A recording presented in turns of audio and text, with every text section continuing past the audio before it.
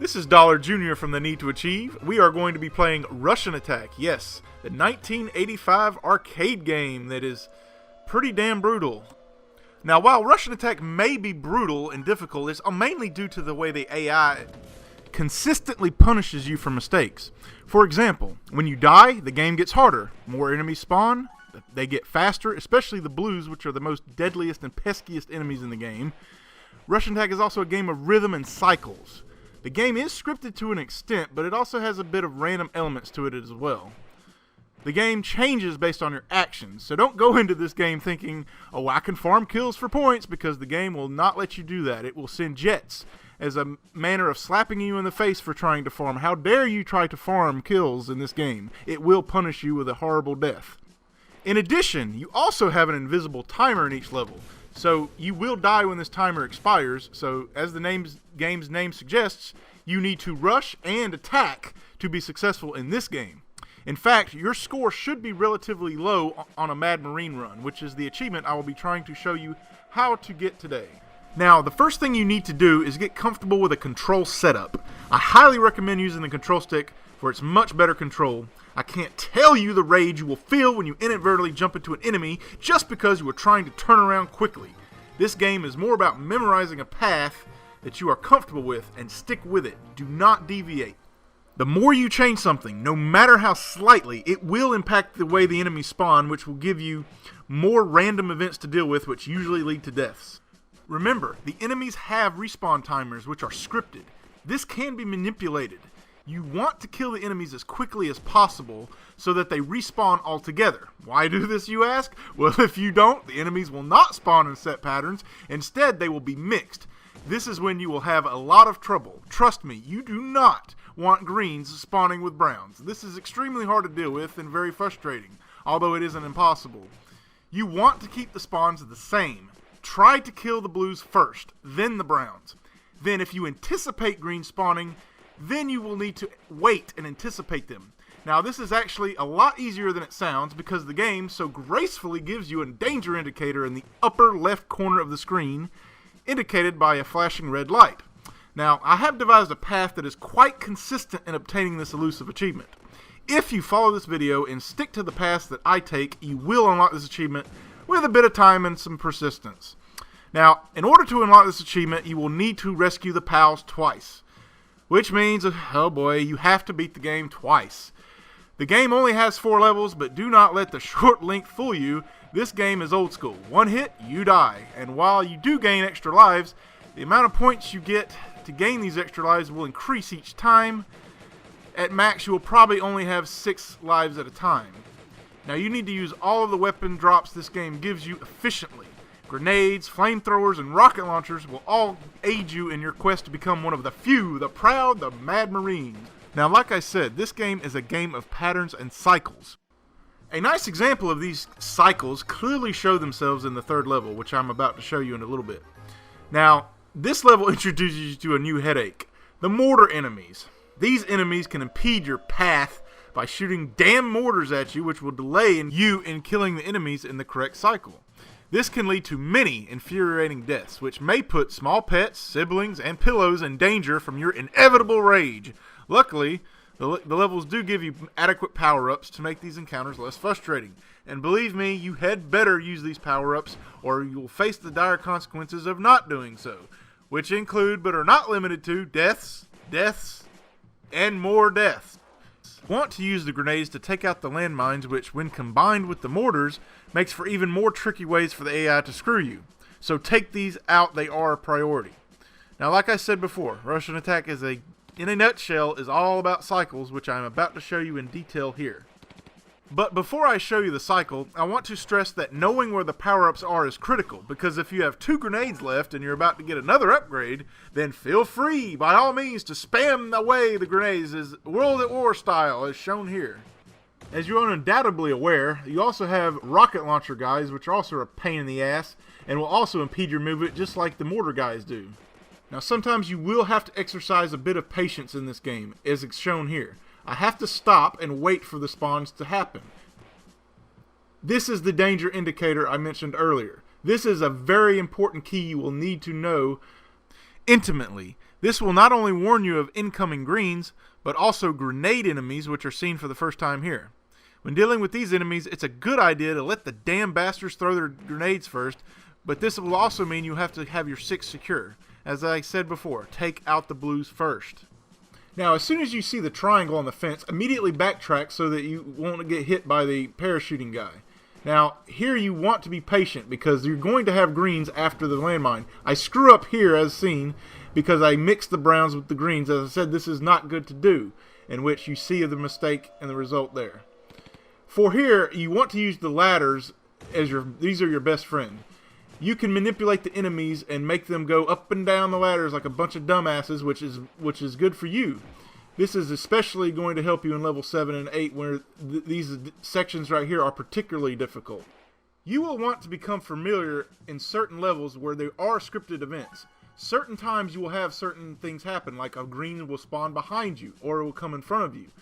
These are very important to know, and they are always going to be the same. Make sure you become familiar with these certain sections. Level 3's boss is pretty much a pushover. You really don't have to do too much here. Just stand on the 3rd girder from the left and just let him come to you and you'll be fine. Oh boy, here we go. Level 4. This level is not too bad except for a couple of sections which can be especially brutal and will punish you extremely bad and put you in a very bad situation where you really can't recover from. Try to stay, I don't know why certain people like to go to the top. I stay in the middle here. To me, it's just easier to make one jump, and you don't have to worry about falling all the way down to the bottom, and then, of course, some bullshit happens to you, and you'll be fucked. No, just, you want to make sure you get the grenades here as well. I don't really care about them as much in this section of the game, because it's not as hard, but in level 8, you damn well better pick up that grenade, and I will stress that later. This mortar is a bitch, but not in this section. You'll have to worry about him in level 8. Like I said, this level is the same, but it's more difficult in level 8, so you don't have to worry about it as much. Like I said before, ladders are your best friend, especially in these sections of the game. Let the bastards come to you. Let them be stupid. Let them drone their way towards you, because you definitely don't want to get caught with the browns and the blues on the screen at the same time, and have the greens, and have the grenades. That is a recipe for absolute disaster. But dying here is a hell of a lot better than dying in the minefield right here. This is quite possibly the most important part to not screw up in the game, especially in level 8. If you die in the minefield, it is pretty much a death sentence. You're not going to recover from it unless you're really good at the game. Because in level 8, you don't get another power-up in the mortar section here. Now, as you can see, you're about to see another power-up given to you right there. Now, in level 8, you're not given this luxury. What this means is, if you do not survive the minefield with the rocket launcher in hand, what this will mean is, if you die, you're not going to make it through the minefield, through the mortar section, unless you're a god at the game, because that means you're going to have to deal with the mortars, the landmines, the greens, and everything else in the kitchen fucking sink with only a knife, and good luck with that. Now, it's very important to stand in the right place during this boss fight, because if you don't, just like everything else in the game, it can dictate what happens. He can go prone if you don't stand in exactly right behind that shrub. Try to get cute and see what happens. If you don't stand exactly right there, he will go prone and screw you up. Now, this concludes the first loop of the game, the first 4 levels. The next 4 levels are a lot more difficult due to the greens that spawn every second set of brown guys, and of course faster blues and various other things like less power-ups, which are a huge problem, especially in level 8, which you'll see. Now, the first thing you're going to notice in the second loop is how the greens come a lot more frequently. See here, I have to wait and run under 3 of them. Always run under them with no fear. If you hesitate even a little bit on the thumbstick or the D-pad, you will die and you will be shocked as, how did I die there? I ran underneath him. I've had that situation happen many a times. You'll see the danger indicator is a huge help here. You want to make sure you time the spawns to your liking. You dictate this game. You make it to where you can get through with little problems. Always try to keep a high vantage point. You do not want to be on the ground with all those damn greens down there, do you? I sure as hell don't want to. And I will stress that high vantage point quite frequently, especially in level 6. And level 7, you don't want to do it too much in level 7, but we'll get to that later. Now the level 1 boss is unique in that it's different than the other bosses, and it changes. The other bosses do not change, so you need to know exactly how to deal with this boss and stand exactly where I stand and do exactly what I do. Like if you see the missiles here, I stand like kind of on them, and you just kind of wait. Now I don't really advise you to do a lot of jumping here. I just want to save the ammo with the rocket or the flamethrower here, so I'll have enough to kill him. Now level 6, like I said, you definitely want to be very careful and stick to the same path that I do here. There are going to be some scripted events, like a green that will come from behind, and I'll show you. Like say, always get up here. Get up here first.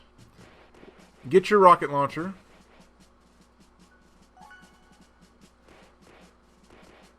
Now see the green right there, as he will screw you if you don't know he's coming there.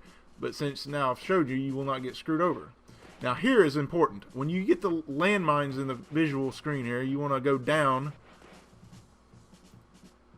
and wait for the danger indicator and then shoot the missile and run as you shoot it. That will take out anything as you advance the screen. This is a very handy tip that you will need to use. Again, wait, fire, and run. Do this throughout these first 2 sections. And stick high. High is better. Now, I'm not suggesting you go all Cheech and Chong and get a big-ass blunt and start shotgunning it or anything. But, yeah, you do want to stay high. Stay high, high, high, as high as you can in this level. It will be a lot easier to deal with the enemies and avoid the greens. Again, landmines, take them out with the rocket launcher. Here, I almost got screwed up. Like I said, it's a lot about timing in this game. You have to be quick on your feet and, you know, react quickly.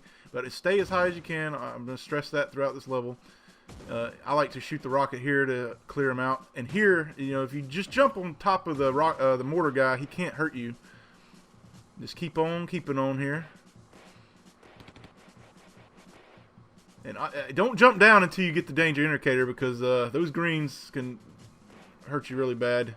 Now, I like to stand right where the star is on the sub. This is just a nice little reference point for me. I've used, and you'll find little things that you can use in the background or whatever to stand.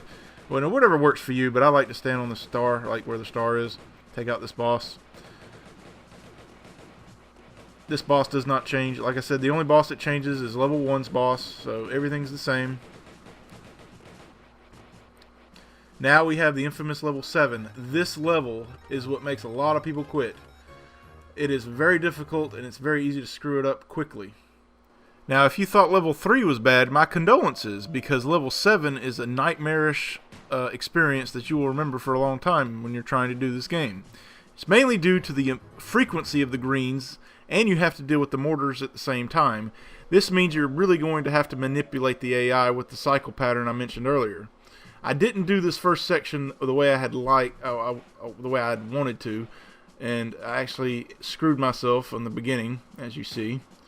But like I say, you have to stop and wait for the blue, kill the blue, wait for that danger indicator right there, run under the greens with no fear. And sometimes you do have to use the ladders to your advantage, like I did there. The ladders are really your best friend in this game. They will get you out of so many pickles, I'm telling you. Now here, I don't recommend doing that. Usually I like to wait for that green that spawns behind you and jump on the ladder. In this case, I screwed it up, but yeah, you have to have quick reflexes at times. Now watch, how many times I will stop and wait for the cycle. This is very important to remember. You have to learn how to do this. I didn't really want to use a grenade there either. Reason being, I needed the grenades for the landmine after the fence area, which you'll see. And certainly you do not want to rush here, because if there are going to be some greens that spawn here, right there, you have to make sure that you do not mix them with the rocket launcher, the couple enemies before that. Now here, like I say, there are going to be some greens. And usually, sometimes, like I say, the game is a bit random. So, there's supposed to be some grenade guys there, but this time there were none. This is, whatever, take it as you will. It's either bad or good, how you hate the grenades or not, but I'd rather deal with the grenades than the greens. Ladders. Again, see how the greens spawn behind you? You have to remember where these sections happen, so you'll be ready for it. You don't need a whole lot of space to run under the greens, but I suggest having a little bit. Like I said, you better be pushing forward when you're going under the greens, or yeah, you're going to die. Again, let them come to you. A bunch of dumbasses right there. Look how they just come to you. I love it. Yeah, you're going to have to use that quite often in these sections. I can't imagine how hard this part would be without the ladders, to be honest with you. It might be damn near impossible. Now, in case you didn't see it earlier, stand right here at the third girder from the left, and they'll pretty much just come to you. Stay there. First one's dead. Just jump up, kill the other one. Or you shoot the rocket, but I like to come up to him and kill him. And now the last level. We're almost home. We're almost home, baby. Last level. Now this level, it's really, if you make one mistake, if you make a mistake in the minefield, you're done for. That's pretty much how bad this one is. Like I say, I like to stay in the middle. You will have more green spawn, like I say, but it is critical.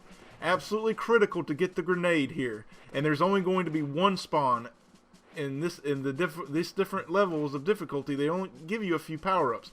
You need to wait him out. See how I move back? I'm gonna let it spawn. Get the grenade. It's so important to get this grenade. Patience, patience. Exercise patience with these guys. They're so stupid. Look at them. What the hell are they doing? Humping the ladder? I don't know. Whatever. Just kill them. Moving on. Let them do what they do. Now here I like to climb to the top and throw the grenade to take them out. Yes. Now I like to just spam it. Kill all these guys. Now here, a left coming from the behind. Here comes the green. There he goes. Now I kind of screw up here with it. Wasn't quick enough, but that will happen on occasion. It's just part of the game. Now, like I say, there's going to be a scripted green here on the right. Go left. You see it? Go away. Now here's some more. Ladders, baby. Ladders are the key to victory. Got to use them. Got to use them effectively. And here's, hey, come on, dumbasses. Come to me. Oh, I'm going to come to you this time. All right, here. This is the most critical part. You got to get this part right. If you die here, it's pretty much game over, and that's just a sad situation. I don't do this area right either. I got lucky here. I do not suggest doing this. I got very lucky. That is not something I recommend you do. But getting through this area with the rocket launcher is very, very important. Because, like I said, in the level 4 you got 2 upgrades. You don't get an upgrade in the mortars here. You got to use it very effectively. Green coming from the left. That didn't happen in level 4. See how all these things are different? You have to account for that. Take out the greens. I didn't shoot on the bottom. I should have. Here you will get a checkpoint if you make it far enough. Sometimes it might even be a good idea to suicide if you're close enough. Wait them out. You have to make sure you get this part right. You get this grenade. It's critical to get this grenade here. Wait them out, baby. Wait them out. Then throw the grenade. You got to get rid of that rocket launcher guy. You don't want them all on the screen at the same time. You got to make sure you don't have as much to deal with. Danger indicator. You know it's coming. Run underneath them.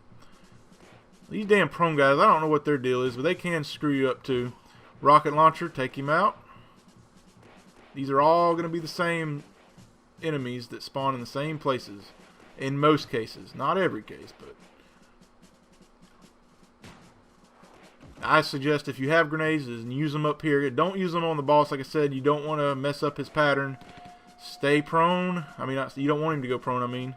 Just jump up, kill him, stay behind that shrub, baby. The golden shrub of victory. I don't know what I mean by that, but yeah, golden shrub of victory. Stay behind that bitch. And here we go. Oh, it's over. It's over. It's over. It's over. The nightmare of this game is over. It will take a bit of practice, a bit of persistence, but I have given you the tips to succeed. At least I think I have. And now, the best part. Achievement unlocked. And jump for joy because you have earned it. Indeed, you have earned it. This is not an easy achievement, but you guys can do it with a little practice and patience. Don't forget to rate, comment, and subscribe. See ya.